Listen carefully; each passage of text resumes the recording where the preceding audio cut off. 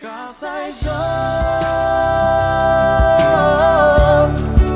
te buscaremos, te adoraremos.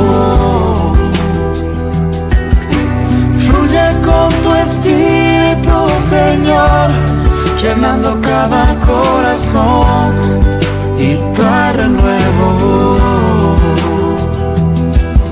Que huya todo lo que no es de ti, y lo que vino a dividir correrá muy lejos. En esta casa, Jesús, eres el dueño.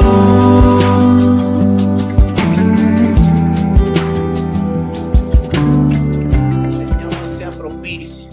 El día de hoy vamos a hablar acerca del verbo. Vamos a comenzar con el primer capítulo de Juan. Todas las semanas pasadas estuvimos hablando del libro de Lucas, capítulo por capítulo, detallando cada versículo, qué nos enseñaba, qué nos quería decir. Si no tuviste la oportunidad de repente de escuchar alguna enseñanza, puedes visitar Altar Familiar, el canal en YouTube, y ahí están los videos, ahí están las prédicas, ahí puedes volverlas a repetir si necesitas algo que no te quedó claro. También puedes preguntarlo, también puedes aportar tus ideas, cosas que de repente no se hayan dicho en el tema, pero que tú recibiste de parte de Dios, también puedes aportarlo. Estás en la libertad de poder compartir lo que Dios también te ha dado, te ha dicho. Primer capítulo de Juan, en el versículo 1 dice: en el principio era el verbo, y el verbo era con Dios, y el verbo era Dios. Este era en el principio con Dios. Todas las cosas por él fueron hechas, y sin él nada de lo que ha sido hecho fue hecho. En él estaba la vida, y la vida era la luz de los hombres. La luz en las tinieblas resplandece, y las tinieblas no prevalecieron contra ella. Hubo un hombre enviado de Dios, el cual se llamaba Juan. Este vino por testimonio, para que diese testimonio de la luz, a fin de que todos creyesen por él. No era él la luz, sino para que diese testimonio de la luz. Aquella luz verdadera que alumbra a todo hombre venía a este mundo. En el mundo estaba, y el mundo por él fue hecho, pero el mundo no le conoció. A lo suyo vino, y los suyos no le recibieron. Mas a todos los que le recibieron, a los que creen en su nombre, les dio potestad de ser hechos hijos de Dios, los cuales no son engendrados de sangre, ni de voluntad de carne, ni de voluntad de varón, sino de Dios. Y aquel verbo fue hecho carne, y habitó entre nosotros, y vimos su gloria, gloria como del unigénito del Padre, lleno de gracia y de verdad. Juan dio testimonio de él y clamó diciendo: este es de quien yo decía, el que viene después de mí es antes de mí, porque era primero que yo. Porque de su plenitud tomamos todos, y gracia sobre gracia, pues la ley por medio de Moisés fue dada, pero la gracia y la verdad vinieron por medio de Jesucristo. A Dios nadie le vio jamás. El unigénito Hijo que está en el seno del Padre, él le ha dado a conocer. Entonces, lo primero que vemos acá es el versículo número 1, que dice: en el principio era el verbo, y el verbo era con Dios, y el verbo era Dios. Y ahí vemos tres aspectos importantes acerca de una palabra que se llama verbo. Número 1, en el principio era el verbo. Número 2, el verbo era con Dios. Y número 3, el verbo era Dios. Llama la atención de que Juan, el único evangelio que muestra algo diferente al principio de toda redacción acerca de su libro. ¿Por qué? Porque vemos que Juan empieza por esto del verbo. ¿Qué estaba tratando de decir? Si tú notas en el libro de Mateo, Mateo empieza hablando acerca de la genealogía de Jesús. Marcos empieza hablando hace un recuento desde el principio de cómo se fueron dando todas las cosas, desde la profecía de que Jesús venía a este mundo. Pero Juan hace algo diferente. Juan empieza a hablar acerca del verbo. ¿Qué es esta palabra verbo? Es lo primero que tenemos que preguntarnos acerca de qué estaba hablando Juan y por qué le llama verbo. Resulta y acontece en la historia de aquella época que existían dos tipos de personas. La primera eran los judíos, primeramente, y los gentiles. Pablo hablaba acerca de la salvación, que era primero los judíos y luego los gentiles. Y hablando de gentiles, es toda generación que no era judía. Así que ahí entraban los romanos, los griegos, que estaban ahí regados entre ellos, ¿no? Entonces Juan tenía que hablarle a ellos de una manera que ambos pudiesen entender. Y Juan se dio cuenta que la palabra verbo era importante tanto para los griegos como para los judíos. La palabra verbo viene del griego que se denomina logos. Logos. ¿Y qué significa logos? Significa la palabra. ¿Qué significa logos? Significa la frase, la palabra. Y es importante entender esto. ¿Por qué? Porque los griegos en aquella época, para ellos el logos era importante. Y el logos representaba la interacción entre lo que no se ve, que era Dios, a lo que se ve, que era lo que ellos podían palpar como la creación. Ellos denominaban el logos como ese intermediario entre Dios, lo sobrenatural, a lo natural. Ahora, Juan quería hablarles acerca de el logos como algo mucho más allá que un intermediario. El logos no era solamente un intermediario, el logo era mucho más que eso. El verbo era mucho más que eso. Entonces, estamos allí. Verbo significa, viene de la palabra logos, ese es el griego, ¿ok? Y logos significa la palabra, así de sencillo, la palabra. Y esto era importante para los griegos. Ahora, ¿qué significaba la palabra para los judíos? En los tiempos de antes, los judíos también denominaban a Dios como la palabra. Es decir, ellos se referían a Dios como la palabra. Mi logos. Ellos se referían a Dios como la palabra. De hecho, en el libro de Proverbios habla mucho acerca de la palabra, ¿cierto? Habla mucho acerca de la sabiduría. Y esa sabiduría para los judíos, la sabiduría era Dios. Dios era la sabiduría, o al revés, la sabiduría era Dios. Entonces, era importante que Juan pudiese captar la atención de estos dos tipos de personajes, judíos y griegos. Y a través de esta palabra logos, logró captar la atención. ¿Por qué? Porque les estaba diciendo que logos no era simplemente un intermediario, que el logos era más que un intermediario y que el logos era más que un simple profeta y un simple maestro. El logos era el Salvador, el logos era Dios. Vamos a detallar entonces la primera frase. En el principio era el verbo. Y hablando del principio, la palabra principio acá denota el origen de todas las cosas. Nótese que el principio, la palabra principio, está muchas veces en la Biblia. De hecho, en el libro de Proverbios podemos verificar que el principio o la palabra principio está muchas veces. Pero principio en el libro de Proverbios no significa origen. ¿Qué significa principio en el libro de Proverbios? Significa el fundamento o la base fundamental. La base fundamental, el principio de la sabiduría, la base fundamental del conocimiento es el temor de Dios. Eso es lo que significa ese versículo, base fundamental.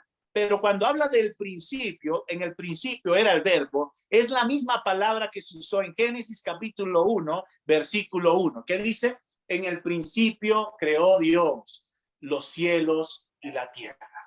Y la tierra estaba desordenada y vacía, y las tinieblas estaban sobre la faz de la luz, y el Espíritu de Dios se movía sobre la faz de las aguas. Entonces ahí vemos que esa misma palabra en el principio es la misma palabra que coloca Juan al principio de su libro. En el principio era el verbo. Lo que quiere decir era que en el origen de las cosas era el logos, era el verbo. ¿Qué quiso decir Juan con esto? Que el verbo existía mucho antes de que todo fuese creado. El verbo existía mucho antes que las cosas fuesen creadas. Ahí le estaba dando un golpe fuerte a los griegos. ¿Por qué? Porque los griegos decían que el logos era el intermediario entre lo que no se ve, o sea, Dios, a lo que se ve, que era la creación. Pero Juan le estaba diciendo, no, el logos existe mucho más antes que esto. El logos era antes del principio. Es decir, el verbo, la palabra, estaba creada, era eterna. La característica que le estaba dando Juan aquí era que el verbo era eterno. Grábate esta palabra. El verbo era eterno, es eterno.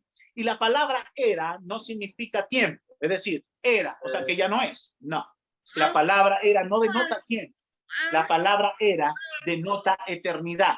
Es decir, lo que era antes también lo es hoy. ¿Ok? Es importante que entiendas esto. ¿Por qué? Porque puede traer confusión a través de las diferentes doctrinas que tratan de hablar de Jesús como una persona que solamente existió en ese tiempo y ya no más. No, Jesús es eterno. Él era antes, el verbo era mucho antes de que la creación fuese formada. Estando allí, vamos a leer entonces Juan capítulo 17, versículo 5. Juan capítulo 17, versículo 5 dice: ahora pues, Padre, glorifícame tú al lado tuyo con aquella gloria que tuve contigo antes que el mundo fuese. Lo volvemos a leer y ahí está la clave de lo que dice Jesús. Juan capítulo 17, versículo 5 dice: ahora pues, Padre, glorifícame tú al lado tuyo con aquella gloria que tuve contigo antes que el mundo fuese. ¿Qué le estaba diciendo Jesús allí? Que él estaba siendo hombre en ese momento, estaba como hombre y le estaba pidiendo al Padre que lo glorificara con aquella gloria con que antes de que el mundo se hiciese, él la tenía. La gloria del Padre estaba sobre Jesús porque el Padre y el Hijo eran uno solo. La misma gloria que estaba sobre el Padre era la misma gloria que estaba sobre el Hijo. Esa presencia era lo que le estaba diciendo Jesús en el capítulo 17. Esa gloria quería volverla a tener, pero tenía que pasar algo antes que eso sucediera. ¿Qué tenía que pasar? Él tenía que morir. Él tenía que morir en la cruz del Calvario antes de que su cuerpo fuese nuevamente glorificado con aquella gloria que tenía al principio. Ahí vemos entonces que Jesús está rectificando que él mucho antes de que el mundo fuese formado, él ya existía. Versículos que tienen que ser claves para tu vida, porque vas a entrar en un ambiente de personas que te van a decir: mi alma, si Jesús lo que hizo fue estar en la tierra, hablar muchas cosas bonitas, ser un buen maestro, él lo hizo muy excelente, cambió la historia de la humanidad, pero ya murió, pasa el libro. No, Jesús es eterno. Mucho antes de que tú existieses, mucho antes de que el mundo fuese formado, Jesús existió. Él estaba dando la característica de eternidad. Número 2. Hebreos capítulo 13, versículo 8. Ahí vemos también el segundo versículo que habla la Biblia acerca de esto, de esta primera frase: en el principio era el verbo. Hebreos capítulo 13, versículo 8, dice de esta manera, dice: Jesucristo es el mismo ayer, es decir, mucho antes, hoy y por los siglos, eternidad. Jesucristo es el mismo ayer, hoy y por los siglos. Se está hablando de eternidad, eterno. Él es eterno. Colosenses capítulo 1. Colosenses capítulo 1.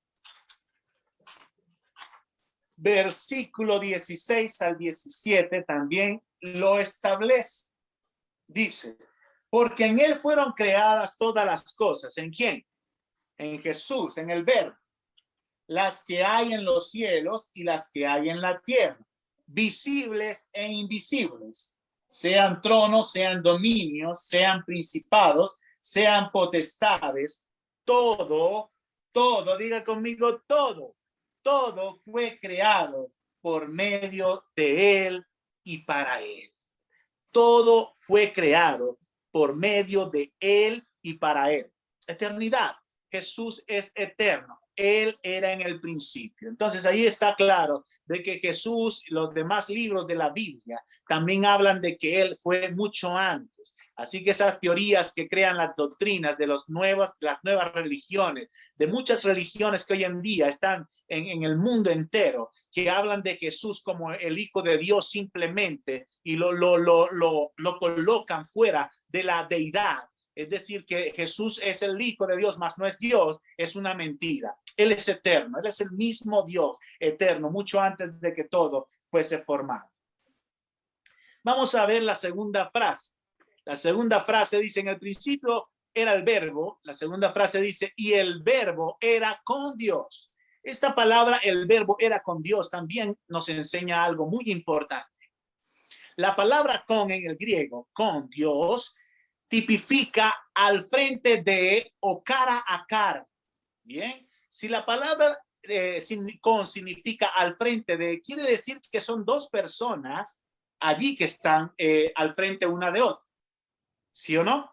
No es una sola persona. Lo que quiere decir es que cuando hablamos de Dios, hablamos de dos o más personas. Aquí está hablando de dos personas, el Verbo y el Padre, como dos personas. Pero si nos vamos al libro de Génesis, capítulo 1, versículo 2, notamos que hay otra tercera persona que dice, y el Espíritu de Dios se movía sobre la faz de las aguas. Lo que quiere decir que ya no son dos, ya son tres personas en una. Tres personas en una, tipificando la ¿qué? La Trinidad. ¿Por qué Dios es un ser trino?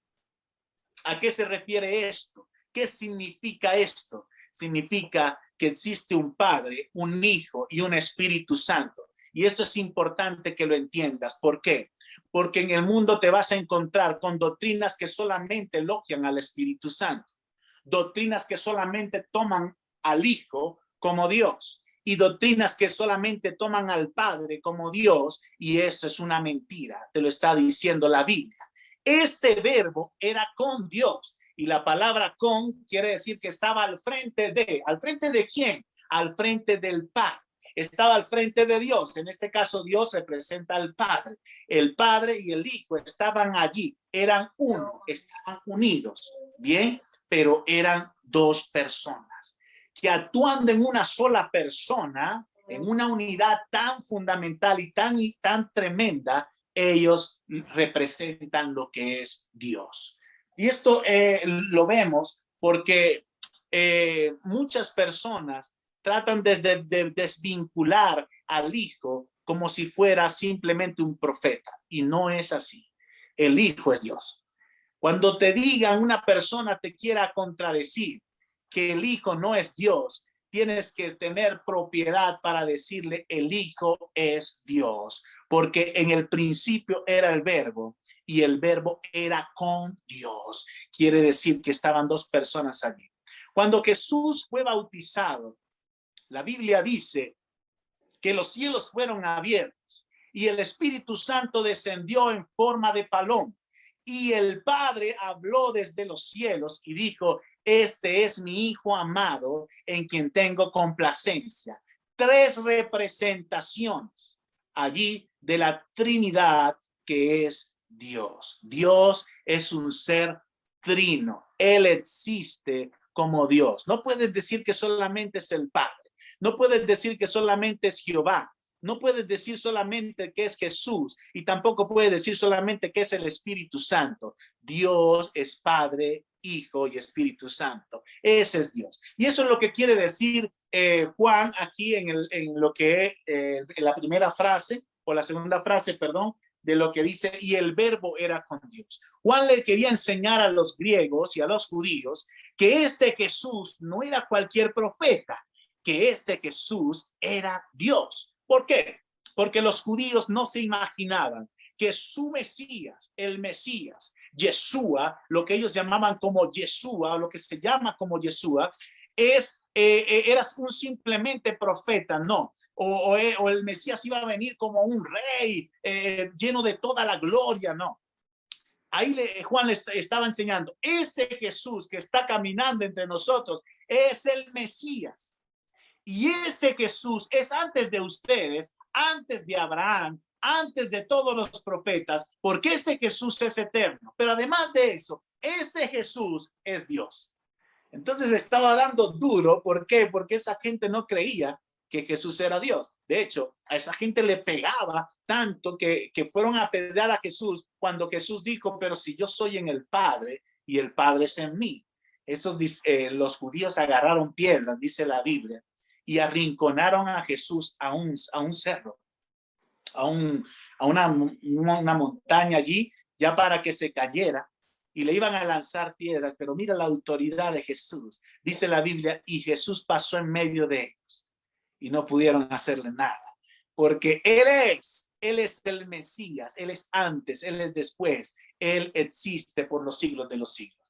La palabra, cuando dice en el libro de Apocalipsis que es el alfa, Él es el alfa, la omega, el principio y el fin, es porque Él era antes de todas las cosas que fueron creadas. Y tú te preguntas algo que la mayoría de la gente pregunta. Ay, si Él es antes de todas las cosas, ¿quién lo creó? A Él.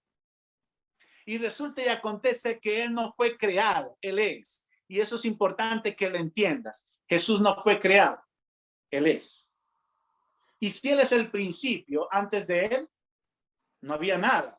Y después de Él tampoco va a haber nada. Así que no le busques tanta vuelta al asunto, porque simplemente Jesús no fue creado, como le enseñan muchas personas que dicen que Jesús fue creado por Dios. No, no, no. Eso es mentira. Él es antes de todas las cosas. Tercera frase. Él era con Dios, y la tercera frase dice, y Él era Dios. Y esto es importante. ¿Por qué Juan quería decirle esto a esta gente? Él era Dios. Aquí nuevamente utiliza la palabra era, y no estaba hablando de tiempo. Es decir, Él era, ya no es. No. Era habla de eternidad, ¿ok? Lo que Él era, Él lo es hoy también.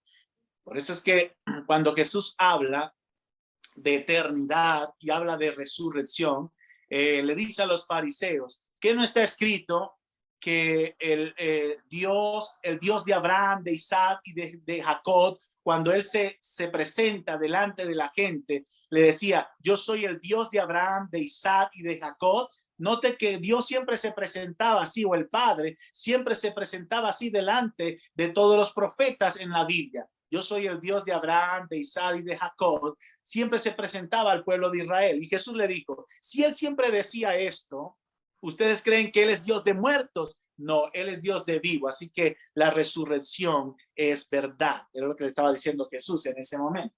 Entonces, lo que estaba enseñando Juan acá era que este mismo verbo era Dios. Este mismo verbo que ellos habían rechazado era el Dios verdadero. Jesús era Dios. El Logos era Dios. No solamente estaba con Dios, no solamente existía desde el principio, sino que Él era Dios. Y si Él es Dios, ¿cómo funciona entonces todo esto para mí? ¿A quién tengo que atesorar? ¿A quién tengo que venerar? ¿A quién tengo que adorar? ¿Cuál es mi adoración o a quién tiene que estar dirigida? Vamos a ver qué dice Juan capítulo 14, versículo 9 al 10. Juan capítulo 14.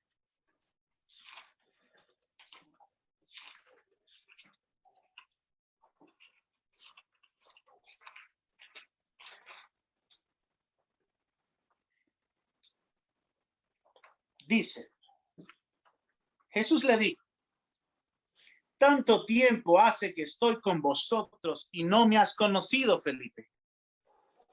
El que me ha visto a mí, ha visto al Padre. ¿Cómo pues dices tú, muéstranos al Padre? ¿No crees que yo soy en el Padre y el Padre en mí? Las palabras que yo os hablo, no las hablo por mi propia cuenta, sino que el Padre que mora en mí, Él hace todas las obras. Sino que el Padre que mora en mí, Él hace las obras. ¿Qué estaba diciéndole Jesús a Felipe? ¿Qué le estaba pidiendo a Felipe? Felipe le estaba diciendo, Señor, tan solo nos basta si nos mostraras al Padre. Tan solo nos basta si nos mostraras al Padre. ¿Recuerdan la historia de Moisés? Cuando Moisés estaba en la montaña, ¿qué le dijo Moisés a Dios? Permíteme que yo te vea. Moisés le dijo en la montaña a Dios, permíteme que yo te vea. ¿Qué le dijo Dios a Moisés? Le dijo, ningún hombre ha visto a Dios y ha quedado vivo. Ningún hombre ha visto a Dios y ha quedado vivo. Te permitiré ver mi dorso, mi zona dorsal. Voy a permitirte ver mi gloria, mi zona dorsal, mas no vas a verme completo. Eso fue lo que le permitió Dios ver a Moisés. Pero acá vemos algo diferente. Acá vemos a un Felipe diciéndole lo mismo a Jesús, diciéndole, Señor, permítenos que veamos al Padre. Y Jesús le dice, mira, esto es interesante porque esto es lo mismo que tenemos que tener presente nosotros. Jesús le dice, Felipe, o sea, he estado tanto tiempo con ustedes, ya llevamos más de 2 años compartiendo juntos y todavía me pides esto. Tú no sabes que yo soy en el Padre y el Padre en mí. Las cosas que yo hago no las hago por mí mismo, las hago porque el Padre que está en mí es el que me lleva a hacerlas. Mira la unidad tan tremenda que es esto. ¿Y cómo funciona esto? Es la Trinidad actuando junta, no es la Trinidad actuando dispersa. No es el Padre actuando por aquel lado, el Hijo actuando por este lado y el Espíritu Santo actuando actualmente. No, no es que este es el tiempo del Espíritu Santo, donde queda Jesús y el Padre. Es que todos ellos actúan juntos porque ellos son Dios.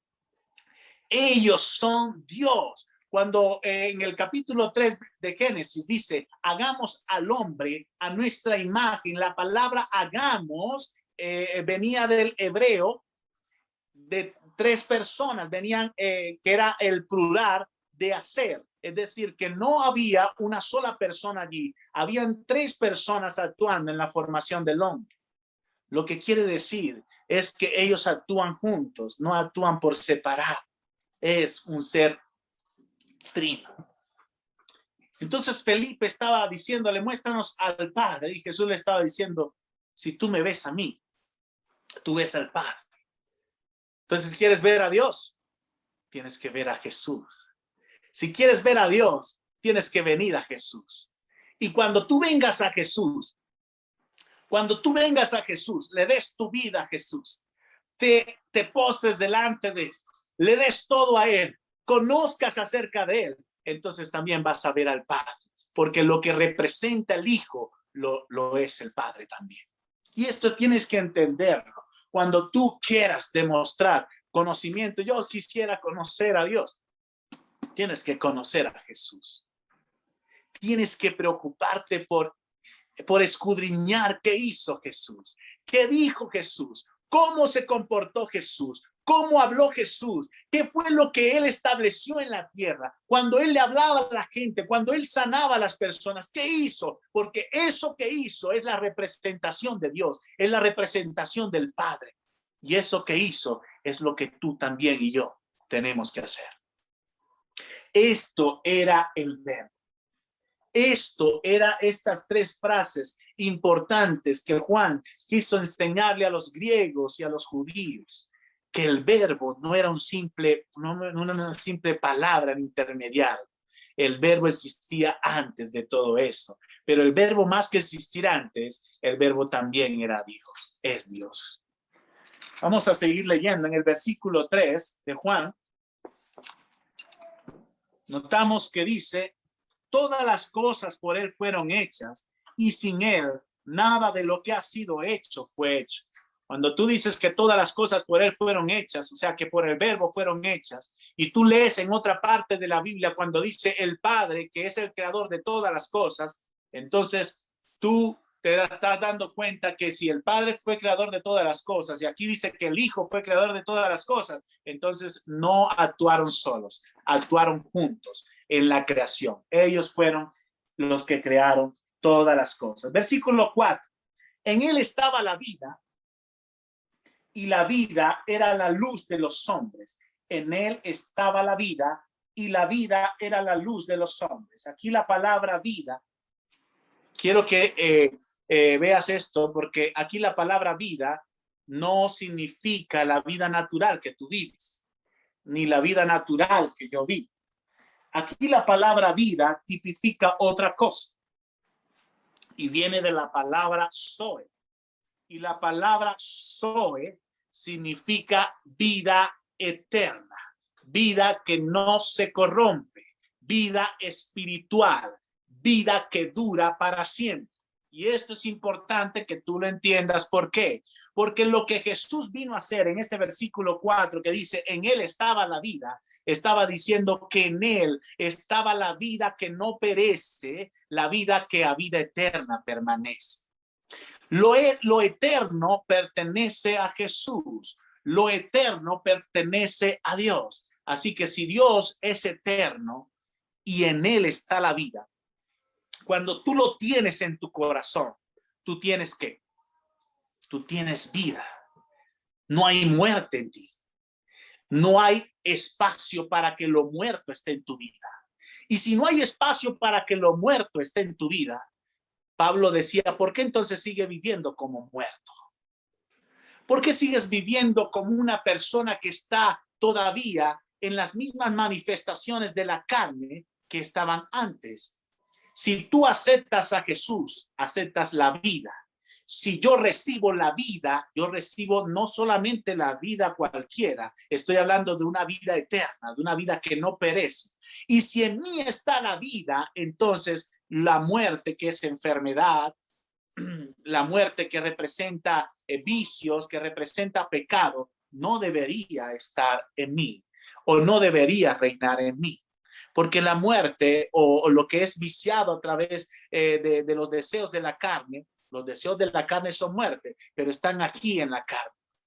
¿Cómo hago yo entonces para percibir esto que me está diciendo Juan? Que en él estaba la vida y la vida está en mí, en mi corazón, en mi vida está la vida de Jesús. Yo tengo que entonces rechazar lo que está dañado, lo que está podrido, lo que no me deja resurgir como cristiano y tengo que vivir la vida que Cristo desea que yo viva.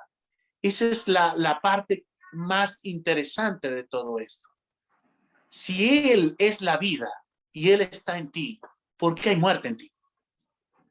¿Por qué sigues viviendo manifestando obras de la muerte, obras de la carne que son muerte? No debería existir eso, porque en Él está la vida y Él está en ti. Y eso lo vemos en el versículo 12 de Juan. Dice en el versículo 11 y 12, dice, a lo suyo vino y los suyos no le recibieron, mas a todos los que le recibieron, a los que creen en su nombre, les dio potestad de ser hechos hijos de Dios. Les dio potestad de ser hechos hijos de Dios. Y la palabra potestad ya la estudiamos. A ver quién se recuerda qué significa potestad.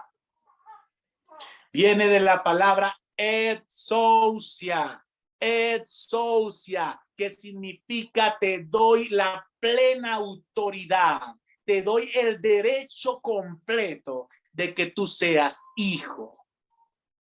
Hijo, y mira lo que dice la Biblia aquí, versículo 13, los cuales no son engendrados de sangre, ni de voluntad de carne, ni de voluntad de Dios, ni voluntad de varón, perdón, sino de Dios. ¿Qué quiere decir esto?